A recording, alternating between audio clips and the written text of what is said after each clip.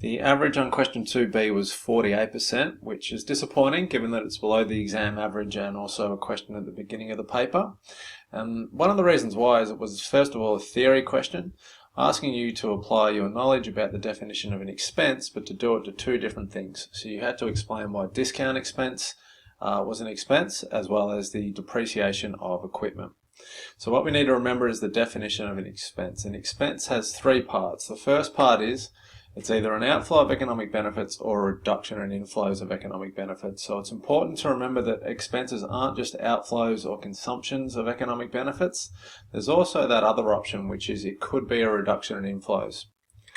Now, it's either going to decrease an asset or increase a liability. Again, it's important to know both of those because we're going to need to apply it to a specific example.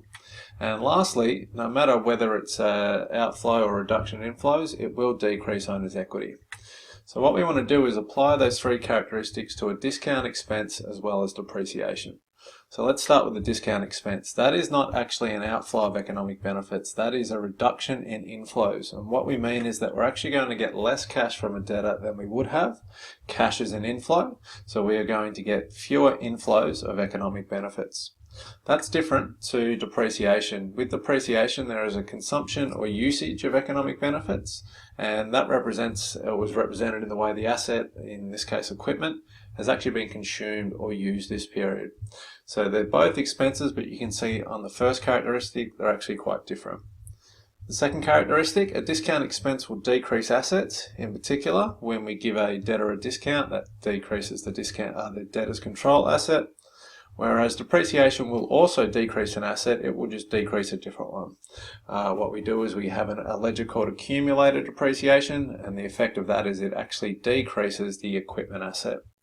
The third characteristic is much easier because in each instance it's just going to decrease owner's equity, and that has to be true for all expenses. So an expense must always decrease owner's equity. So how should we write that up? So we just probably best to split them and take them one at a time.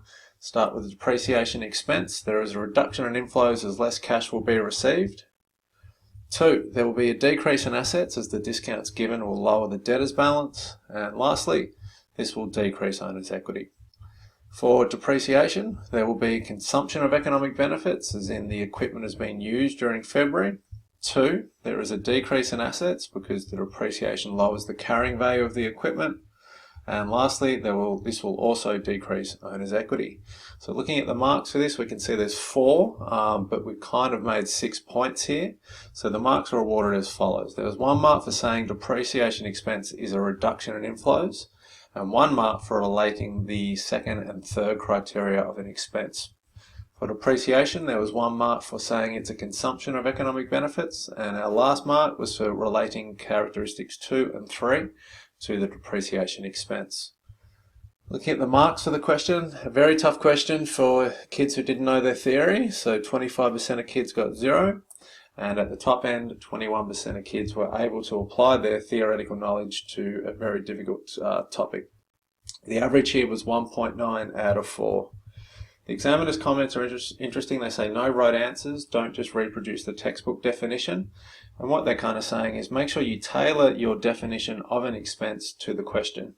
Both discount expenses and depreciation are expenses, but their definitions are different. So you need to make sure you tailor your answer to the actual expense that's being given.